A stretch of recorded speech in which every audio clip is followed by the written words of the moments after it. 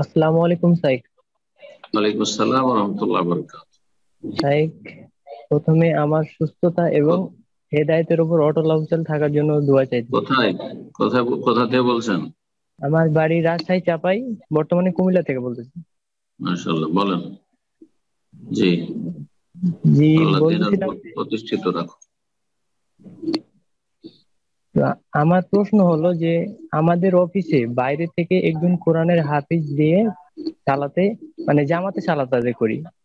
তো হুম। হাফেজ যখন উজু করে, মাথা মাসা করার সময় শুধু মাথার সামনের দিকটা করে, পুরা মাথা হুম, মাসা করে না।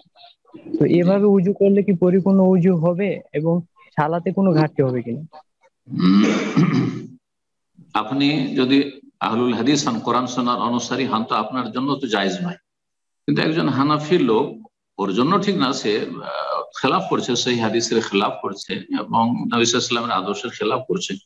কিন্তু যেহেতু চারটি মজহাবের যে কোনো মজহাবের আমল করলে, আহ, যখন থেকে মজহাবের তকলিদ শুরু হয়েছে, কোন ইমাম বলেননি যে তাদের আমলগুলি বাতিল হয়ে যাবে।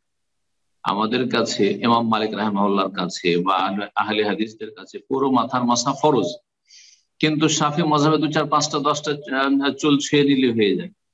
আর হানফি মজহাবে 4 ভাগের 1 ভাগ মাসা করলে হয়ে যায়। তো কোন ইমাম এই কথা বলেননি।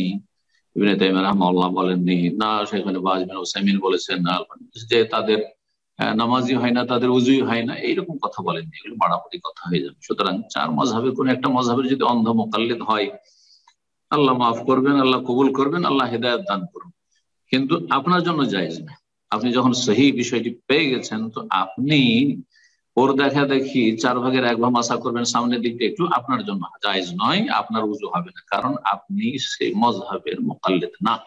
আল্লাহ তাতে থেকে আপনাকে মুক্তি দিয়েছে, আলহামদুলিল্লাহ পড়ে আল্লাহ শুকরিয়া আদায় করেন। বাকি তাকে আল্লাহ মুক্ত করেনি, তার জন্য আল্লাহ সেই কল্যাণ চাননি যে কল্যাণ আপনার জন্য চেয়েছেন, যে কোরআন শোনার নির্ভেজাল অনুসরণের তৌফিক দান করেছেন। কিন্তু তাদের নামাজকে বাতিল করে দিবেন, তাহলে কোটি কোটি মানুষের নামাজ বাতিল হয়ে যাবে। হ্যাঁ, সমস্ত সাফিদের, সমস্ত হানাফিদের নামাজ বাতিল হয়ে যাবে না, এটা কেউ বলে।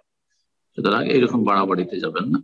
আর নিজের নিয়ে চিন্তা করুন, কার নামাজ হচ্ছে না হচ্ছে সে রবের সাথে বুঝে নেবে। জি, জাযাকুমুল্লাহ।